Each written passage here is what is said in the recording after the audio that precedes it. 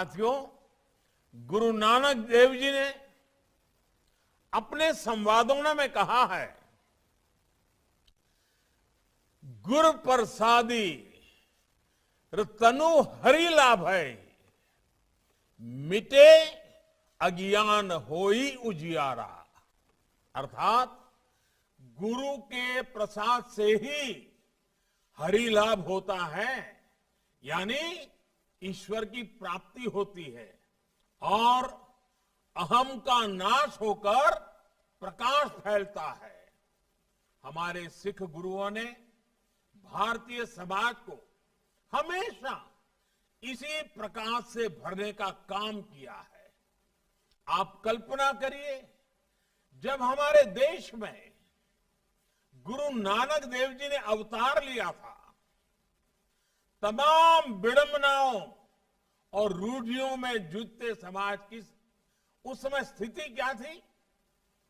बाहरी हमले और अत्याचार उस समय भारत का मनोबल तोड़ रहे थे।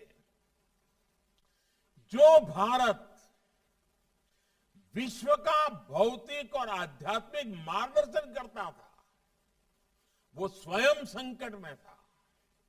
जब हम इन परिस्थितियों को देखते हैं तो हम सोचते हैं कि उस कालखंड में अगर गुरु नानक देव जी ने अपना प्रकाश न फैलाया होता तो क्या होता?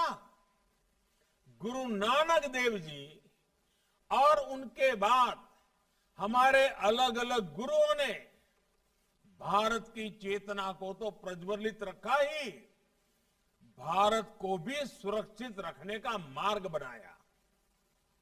आप देखिए, जब देश जात पात और मत मतांतर के नाम पर कमजोर पड़ रहा था, तब गुरु नानक देव जी ने कहा था, जानहू ज्योति न पूछू जाति, आगे जात न है।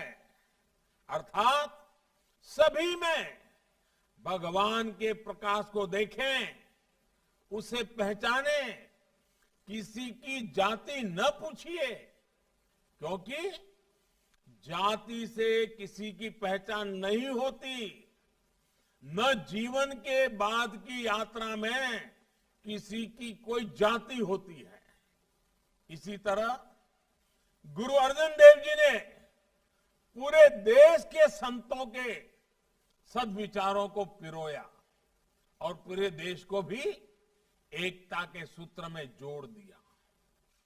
गुरु हरकिशन जी ने आस्था को भारत की पहचान के साथ जोड़ा। दिल्ली के गुरुद्वारा बंगला साहब में उन्होंने दुखी लोगों का रोग निवारण कर मानवता का जो रास्ता दिखाया था, वो आज भी हर सिख और हर भारत के वासी के लिए प्रेरणा है। कोरोना के कठिन समय में हमारे गुरुद्वारों ने जिस तरह सेवा की जिम्मेदारी उठाई, वो गुरु साहब की कृपा और उनके आदर्शों का ही प्रतीक है। यानी एक तरह से हर गुरु ने अपने अपने समय में देश को जैसी जरूरत थी वैसा नेतृत्व दिया, हमारी पीढ़ियों का पथ प्रदर्शन किया।